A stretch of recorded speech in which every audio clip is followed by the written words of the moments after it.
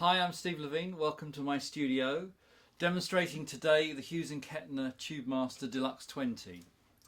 Now, as a record producer, I love to have devices that enable musicians to play in the control room, but also because I have the luxury of a load of great mics and a room, we can get some very interesting tones. So the first setup is the Hughes and Kettner setup using its DI, built-in DI, which has amp simulation and mic simulation, plus it's going out via a regular speaker cable into my studio into a Hughes and Kettner cab which is mic'd up.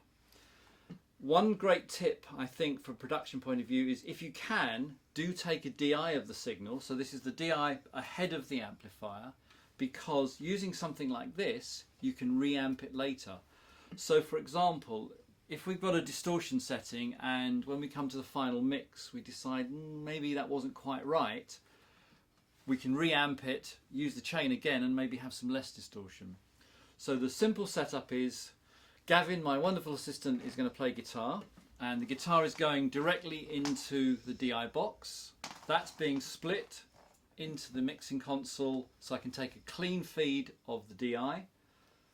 Another cable going from the DI box into the amplifier, and on the back of the amplifier is an XLR out with Hughes and Kettner's proprietary red box simulation going into the desk, plus I'm miking up with a mic fairly close to the cabinet, and in this particular case I'm using the Lewitt microphone. It's about maybe 5 inches from the cabinet.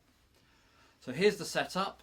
So if we listen to the individual feeds. So first of all, here's the DI signal, and as you'd expect, Gavin will play. Very clean signal there. And the microphone is picking up a small amount of the room sound, which is created with this.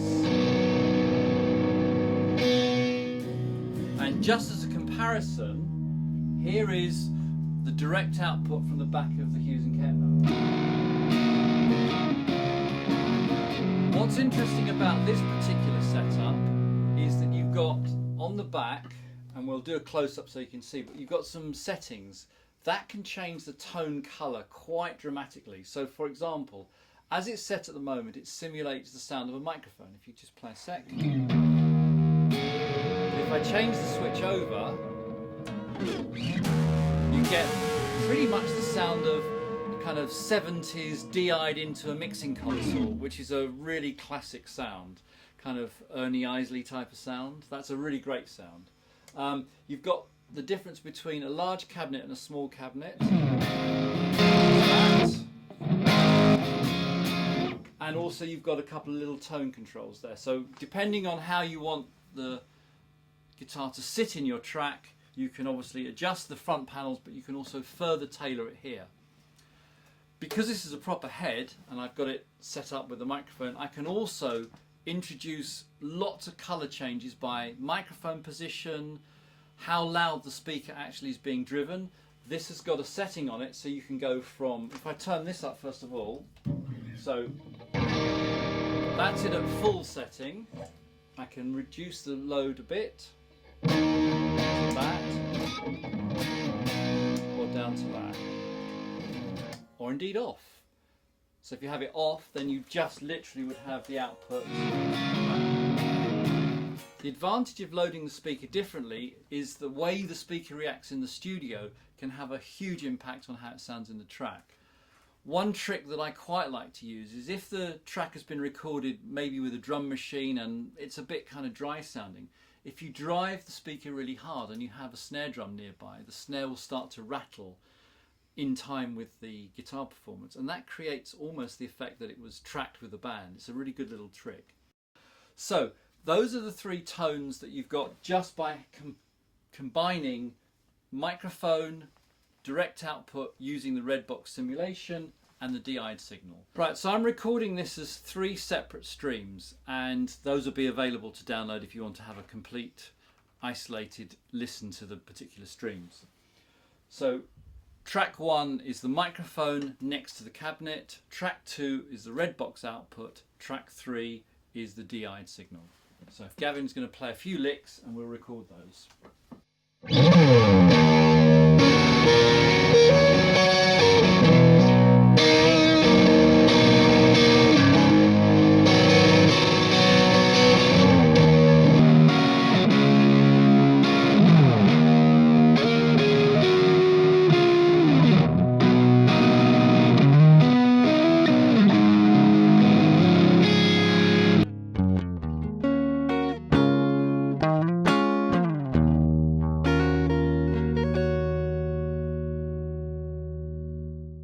One other great feature of this is it's got a send and return. So we could do the same thing again but add some delay, but the delay will only be on the red box and the speaker. It won't be on my DI. That'll still be nice and clean. So if you play, we'll just do some dub echo effects.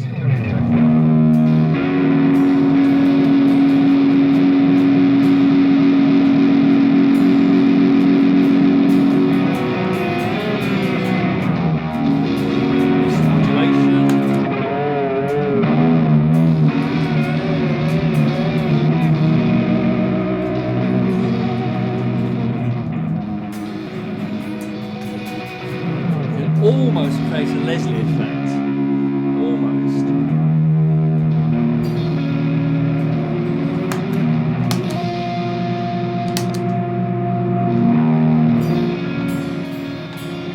Okay. One great advantage of having a send and return for something like the delay is there's no loading of the pickups on the guitar, so the tone remains exactly the same. Plus, as you can hear from the signal, there's no buzz or hum because this is coming off the back of here and we're using the right cables to isolate this from that. So it means that your recording quality is going to be vastly superior than plugging the guitar directly into this and then into that.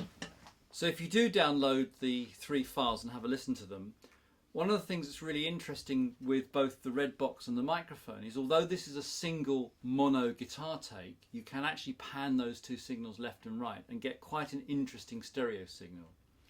The next example is I'm going to use the DI'd sound to reamp and get a whole nother tone from that same performance. So what I'll do is I'll send from the DAW, from the computer, into this Keymaster, which will take the +4 studio level down to guitar level, pop that into the amp and maybe change to a different guitar effect or something like that. 1 second while I set that up.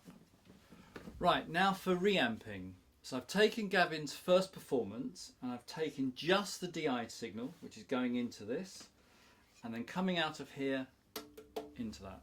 But this time I've taken out of circuit the memory delay and I've put in a chorus effect. If we play the track, so clean, just going back into the amp, but now we can add chorus. Obviously could add absolutely any effect to this clean signal, and this time I've got the amplifier set to a clean setting rather than the previous distorting. But I could also do this, look. Or have a boost. With something like chorus, I probably want much more of a clean amp setting. So I'll save that, so we have that recorded. So using this simple concept of reamping, we've just shown the example of an electric guitar, but of course I have an array of synthesizers and drum machines, all of which can benefit from valve harmonic distortion, which sounds absolutely delicious, and microphone technique. So I can use all sorts of different mics, close to the cabinet, further away from the cabinet, expensive mics, cheap mics, all of which will add substantially to the tone. One of my greatest recent loves is taking a plug-in synthesizer that creates the sound of a Wurlitzer piano, which, for those that know about a real Wurlitzer, the great sound of a Wurlitzer is both the tremolo and the distortion that the Wurlitzer has.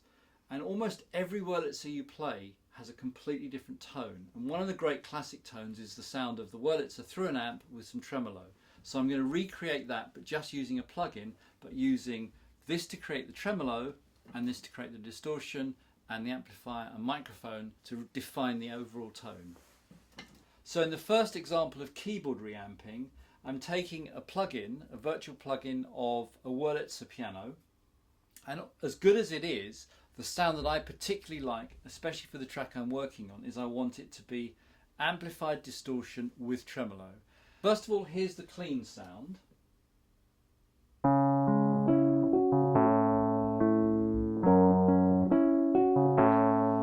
So that's just the plug-in without anything added to it.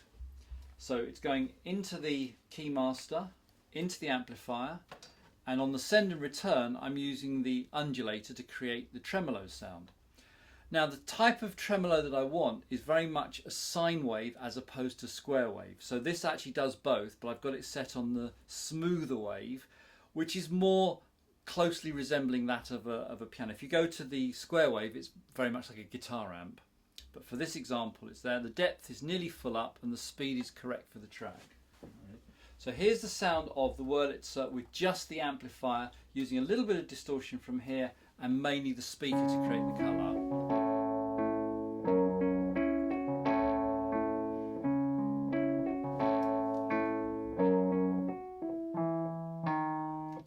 So that's nearly the sound I want, but what I particularly want is the tremolo sound. So I'm going to just switch that in halfway through.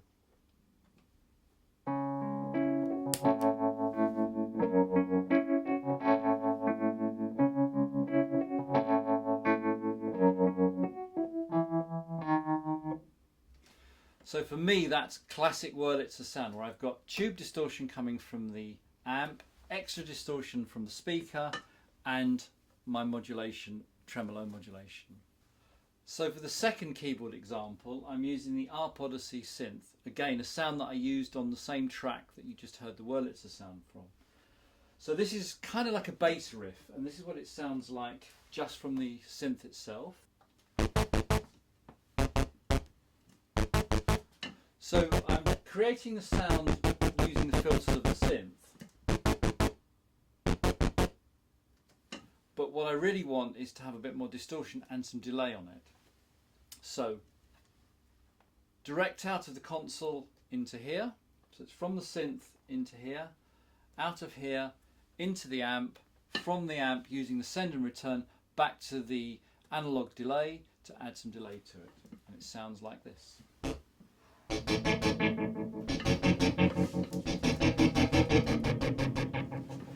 Plus I get to do this.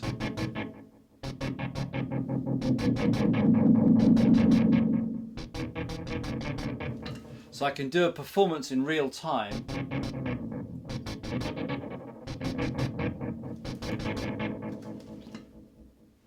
So you can see that is a very, very creative use of taking an analog synthesizer but adding totally different tone distortion. I'm actually adding also a little bit of extra bass all through the amp. So if you download those sounds, on the left hand side will be the clean sound of the direct synthesizer, and on the right hand side will be the process sound, so you can do a comparison.